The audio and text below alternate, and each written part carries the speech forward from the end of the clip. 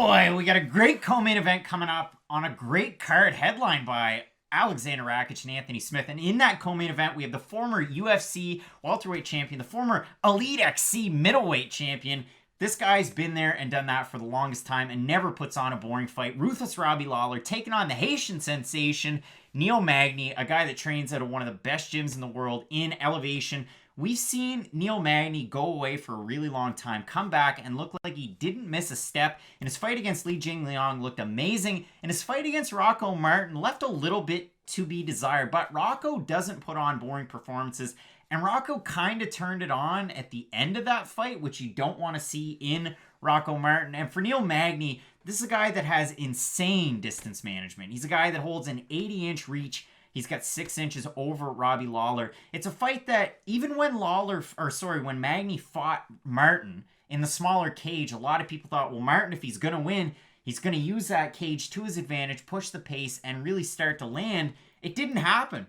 For Robbie Lawler, a lot of people are going to say, this guy needs to push the pace, fight like Robbie Lawler used to, fight the fight that he fought against Rory McDonald. I think he's going to do the opposite. Thing is, Robbie Lawler hasn't fought the same since that McDonald fight, and not to say that McDonald has. I mean, McDonald had a great fight against Douglas Lima in the first fight where he won his belt over in Bellator. Trouble is, he also took a lot of damage in that fight and hasn't fought the same. So it's been a decline for McDonald. Why does that matter? It's been a decline for Lawler since he fought against McDonald. And that was a long time ago. That was UFC 189, a card headlined by none other than Conor McGregor and a really tough out in Chad Mendes. So how does all that play into this one?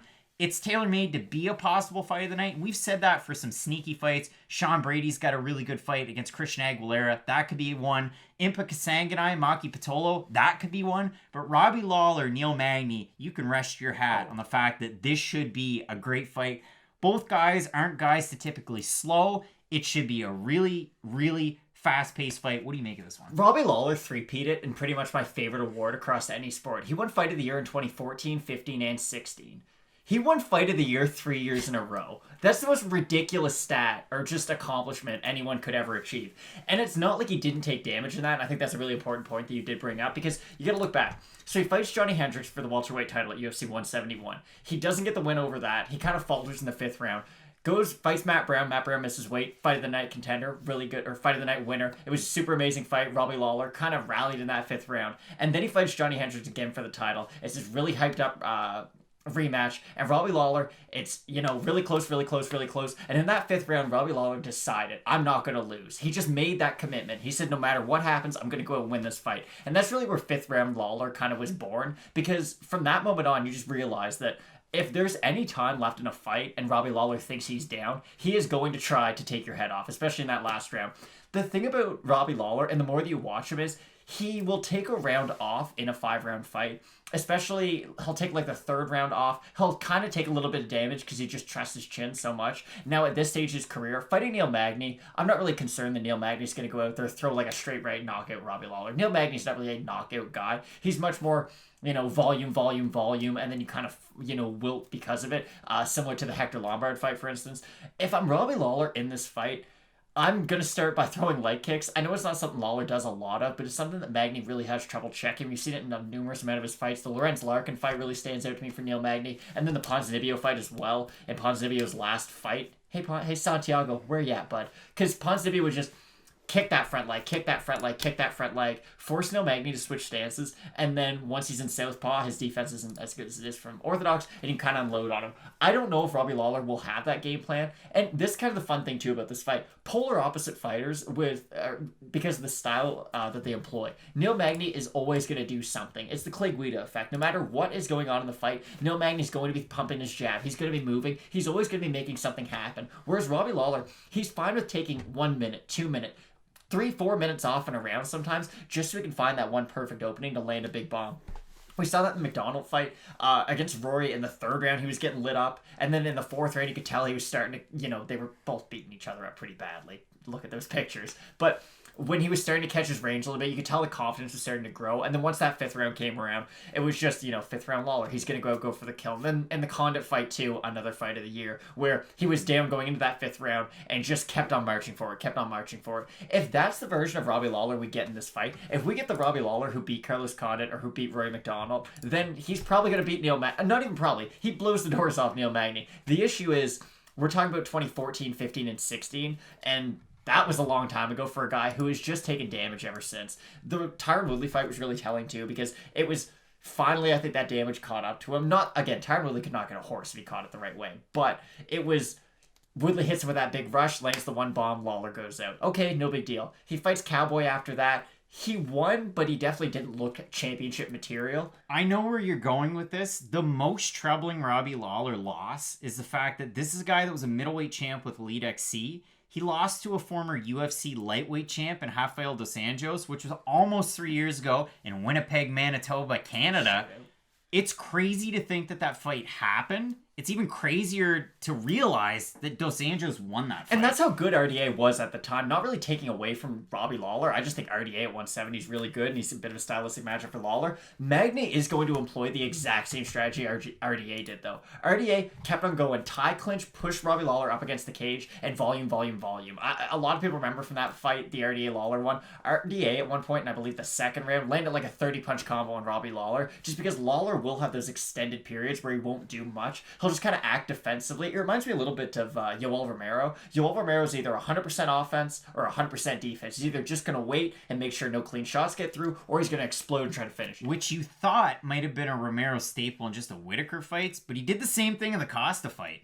Oh, I mean, it's really just been a staple throughout his career. And Neil Magny's not going to ever allow you to kind of get away with that. Because if you are constantly in that defensive mode, you can only stay there for so long when a guy's constantly going leg kick, body kick, jab to the head, moving a lot. It's really hard to keep up with Neil Magny. And if he starts to get a lead in a fight, it's really hard to bring him back from that. It's like a snowball rolling down a hill with Neil Magny. If he starts to get success with, some of those push kicks, some of the jabs, and if he can really start using his long-range weapons to bring himself into the clinch, because he's got such a good tie clinch, that I think he can cause Robbie Lawler a lot of troubles just based on volume alone. If you go back to that fight against Rocco Martin, and Matt, it was something that you had mentioned early on, Neil Magny, even when he has his back up against the cage, he's busy enough to make the judges and to really...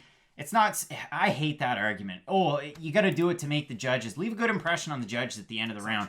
Even when Neil Magny has his back up against the cage, he stays busy enough to not just point, but to land damage as well. So he's a really well-versed guy. You brought up the Hector Lombard fight.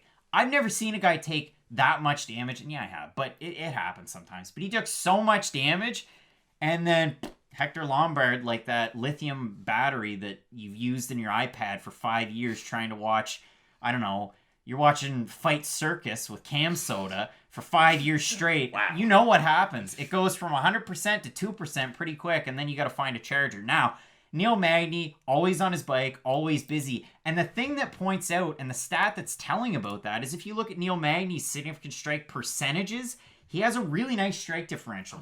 He lands at a 47% accuracy, but it's 3.954 to 2.17 against. If you look at Robbie Lawler, and the trouble is if you look too far into stats, because Neil Magny's fought good competition for a long time. He had that layoff. But in his last 5 fights, there's an anomaly and an outlier that Robbie Lawler doesn't have. Neil Magny fought Thundercat, Craig White. A person who Craig was pretty high on at the time, to be honest. But Robbie Lawler would, That's it. Let's be honest. Robbie Lawler, title fight 4 years ago, Tyron Woodley. Cerrone 3 years ago. RDA, Ben Askren. And then Colby Covington. And Colby Covington, again, is an issue because if you're looking at 2020 Robbie Lawler, the spotlight was on Covington in that fight. And it was a fight that popped up on somewhat a short notice, and it was a big main event, and you had big celebrity guests in attendance. And Covington, I wouldn't say it was a coming out party because he had already become the interim welterweight champ, and he had a strip. That was his fight to propel him into title contention. it wasn't a good look for Robbie Lawler. And I think Neil Magny can really emulate a lot of what Colby Covington did throughout 5 rounds, but only because this is a 3-round fight. Now, of course, Covington's a better wrestler than Neil Magny. He's probably got better cardio than Neil Magny. Probably hits a little bit harder than Neil Magny. But he doesn't really have the selection of shots that Neil Magny has, because I'm not harping on Covington's striking. He is a good striker. It's just he's not as good of a striker. I wouldn't say a pure striker as Neil Magny, because what Covington needs to do is Covington has to mix up his wrestling to really let his strikes go, whereas Neil Magny is sort of the opposite. Once he lets his strikes go, he can then incorporate his wrestling. And I don't think Neil Magny's going to go out there and consistently take down Robbie Lawler, but I think he'll threaten it at least once a round, just so that Robbie Lawler can never really stay comfortable. Because as long as Lawler has to be thinking, okay, am I in striking or am I in wrestling right now? Then he won't be able to really let his hands go and throw those big bombs that we know Robbie Lawler for. But if Lawler is able to, start defending takedowns, throw a few leg kicks, and really start putting the damage on Neil Magny, I think it's a winnable fight for Robbie Lawler. It's just at the stage that both guys are at in their career, I'm siding with Neil Magny, and I never thought I'd say those words. Neil Magny's going to beat Robbie Lawler. This is weird because odds makers and fans are kind of on opposite ends. And listen, full disclosure, I mean, who isn't a Robbie Lawler fan? Everyone. Really. This guy is a Hall of Famer for sure, without a doubt. He's a fan favorite fighter. It's hard to pick against him. For people that are putting money down, it really is. I mean, it's tough because there's a way for Lawler to win. There's a way for Magny to win. They're two different schools of thought, like every fight, but still, you get where I'm coming from.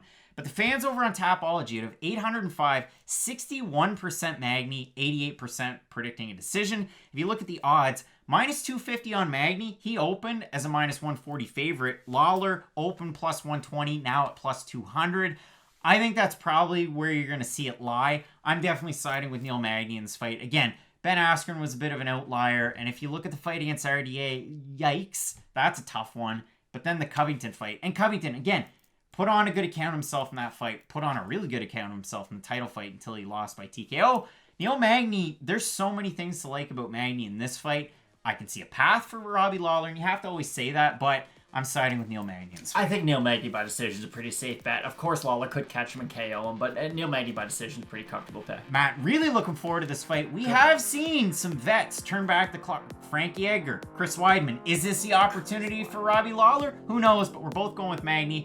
It's a great card. Your main event, Rakic taking on Smith. You're not going to want to miss that. And the rest of our predictions for the cards, you keep locked in with Fight Night Picks, Matt, as we always say. Let's get into it.